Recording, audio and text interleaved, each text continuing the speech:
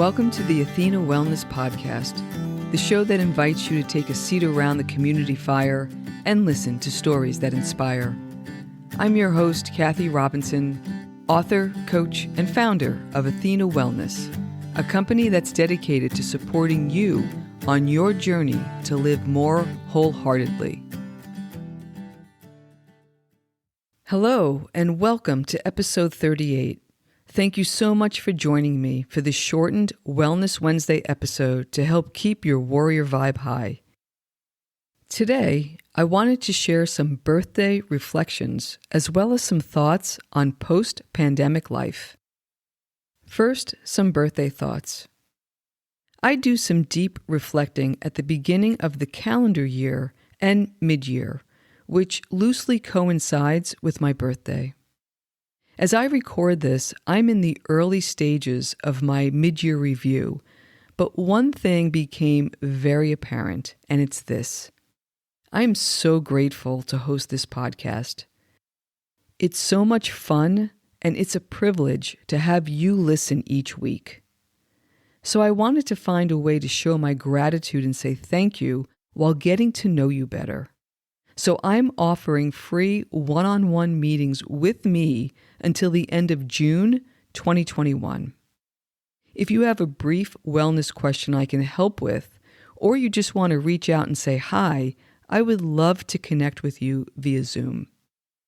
Just send a short email to info@athenawellness.com and we'll send you a link to book a 15-minute meeting at your convenience.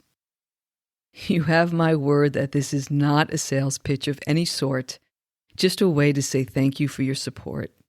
I appreciate it more than I can say, and I'll put a link to my contact page in the show notes.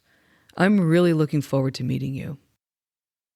Now let's switch gears and share some thoughts on re-emerging post-pandemic.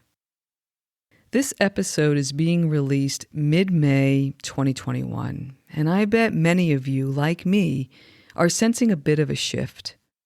Last year at this time, the pandemic was taking hold, and the future felt fearful and uncertain. And today, there's hope of a return to some sense of normalcy. Now, I know this isn't everybody's experience. Having traveled to dozens of countries throughout my corporate career, I have friends all around the world, and they're struggling in some places like India. It is really heartbreaking to see the human toll that this virus is still taking. So many of us have experienced trauma of some sort, losing someone we love, being on the front lines as an essential worker, or being separated and isolated, just to name a few. And as a result, our next steps can feel tentative. There was a recent survey that found that 49% of adults feel uncomfortable about returning to in-person interaction when the pandemic ends. And 46% don't feel comfortable returning to pre-pandemic life.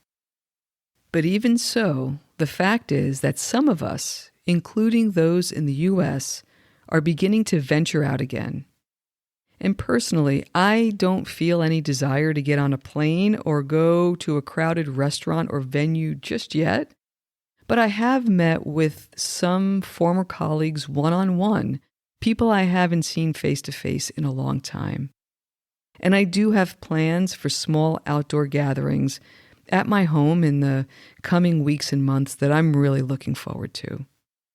When I've talked to my friends and my colleagues about how they're feeling and how they plan to re-engage with the world, I've sensed a few themes, and I'd like to share those with you, along with some suggestions to make your journey back into the world a little easier. Here are 3 themes. 1. Normalcy versus old life. While those I've spoken with are looking to feel some sense of normalcy, few want to return to their old lives because they just don't miss the endless cycle of busyness. As disruptive and upsetting as this last year has been, there have been sweet moments too, reminders of a more analog life, like the simple pleasures of walking, noticing the seasons change, unplugging, and spending time connecting with loved ones. The second is depth versus breadth. That slower pace brought the opportunity to deepen relationships, including those with long-lost friends and relatives through video gatherings. For those working remotely, connecting with their team and colleagues took a more personal slant, and that sense of care brought increased engagement. The last is incremental versus wholesale. The changes we're making to get back to our daily routines can happen a little at a time, kind of like dipping a toe in the pool versus diving into the deep end. And now here are a few suggestions to prepare yourself for more in-person activities. 1. Reflect. Take a little time to think about what made a difference in your life over the last year. What was meaningful? Did you work on a social cause? Enhance the quality of your relationships? Catch up on sleep? Develop new self-care practices? Enjoyed some flexibility in your work schedule? Make a quality of life list of the ways your life was enhanced, the things that you want to keep intact. 2. Make deliberate choices. With your quality of life list as a guidepost, think about how those activities made you feel: connected, empathetic, balanced, healthy, supported. Use that short list of emotions as you make choices on how you want to spend your time. Does the activity you're contemplating make you feel like you want to feel?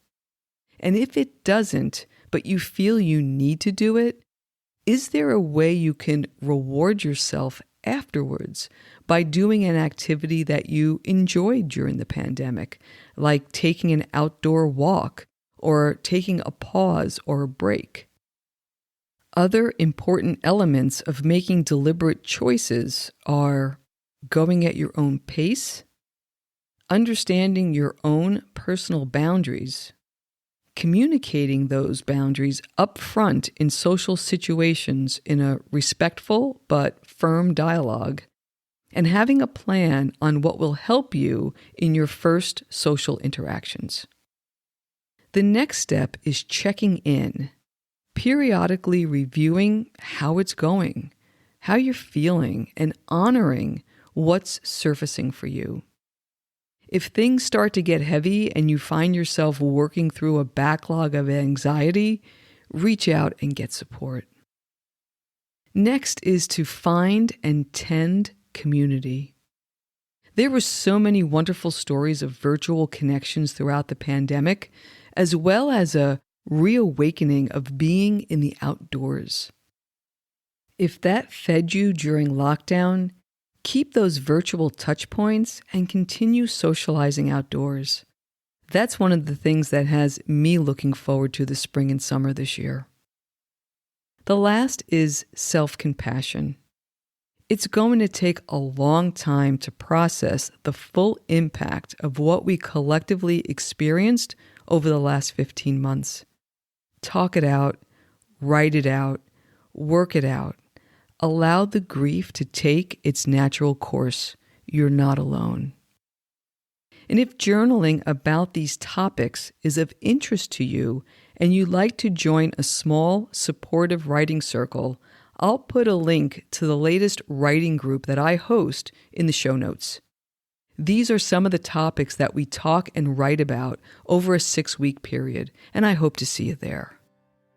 Most of all, I hope you found these themes and suggestions helpful as you find your way in the post-pandemic world. Please take good care of yourself and those you love. Thank you so much for joining me today.